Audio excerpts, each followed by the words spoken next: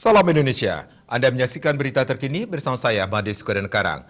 Pemirsa, warga Bali yang terjangkit COVID-19 pada Jumat 18 Juni dilaporkan bertambah signifikan. Jumlah tambahan kasusnya hampir mencapai 3 digit. Selain ada tambahan kasus baru, korban jiwa COVID-19 pada hari ini juga kembali bertambah. Jumlahnya 3 kali lipat dari sehari sebelumnya. Sementara itu, pasien sembuh dilaporkan bertambah, jumlahnya lebih sedikit dari kasus baru. Menurut data Satgas Penanganan COVID-19 Bali, terdapat 95 kasus baru. Kumulatif kasus yang ditangani Bali mencapai 48.084 orang. Korban jiwa bertambah 3 orang. Kumulatif korban jiwa COVID-19 1.531 orang atau 3,19%. Rinciannya 1.525 WNI dan 6 WNA.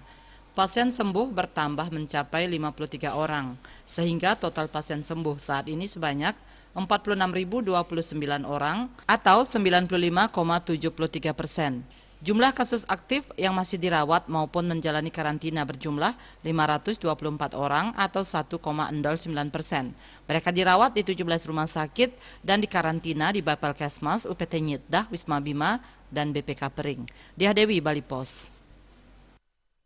Mencegah penyebaran COVID-19, ingat pesan ibu selalu terapkan 3M, wajib memakai masker, mencuci tangan, menjaga jarak, serta hindari kerumunan. Dengan penerapan perilaku 3M, Indonesia segera terbebas dari virus corona menuju Indonesia maju. Tetaplah bersama Bali TV. Salam Indonesia.